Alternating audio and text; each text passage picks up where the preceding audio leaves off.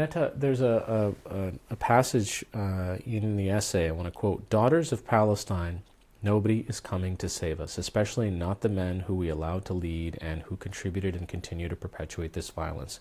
Our leadership has failed. What can women do that men don't? And what should women do? Yeah, that was part of the impetus of the writing and what we wanted to do. Just, having being both of us being feminists and strong women and mothers, um, and envisioning that future for Palestine that I want to see. I want to see women involved in leadership, but generally within Palestinian society, women are um, they're marginalized, to say the least. And I think that there is no future for Palestine if women are not at that table.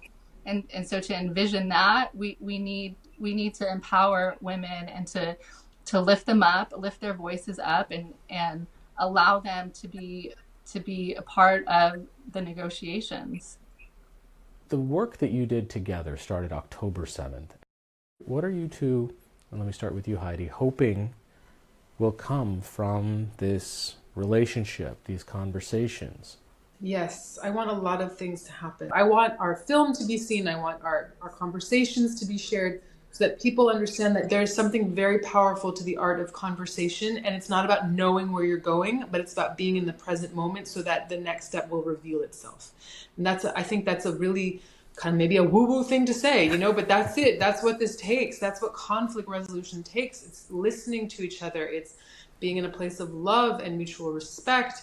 And this is just not happening, anywhere in the world, and especially obviously where the war zone is happening, but we're not in the war zone. So we can have this space and time and ability to listen and feel and discover together. Let's have the audacity and get to work building connections, connections that will build the free, peaceful, and prosperous Holy Land that we want to see for both of our people.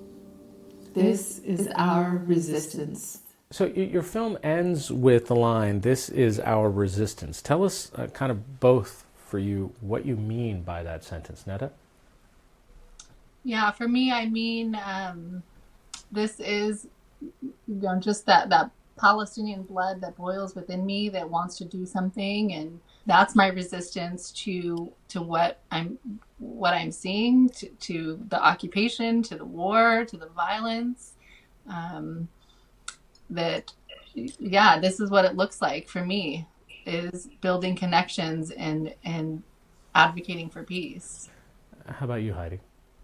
I concur. This is nonviolent resistance. This is the real work of making the world a better place. It's not about screaming slogans and showing up with mean signs and demeaning each other. This is, or physically violating each other. This is the real resistance, is seeing each other as human beings and starting from that point. It's much more difficult to humanize the other than to dehumanize the other. And that is true resistance, especially in the times that we're living in. Neta Heguera and Heidi Bash Harod, also known as the Daughters of Abraham.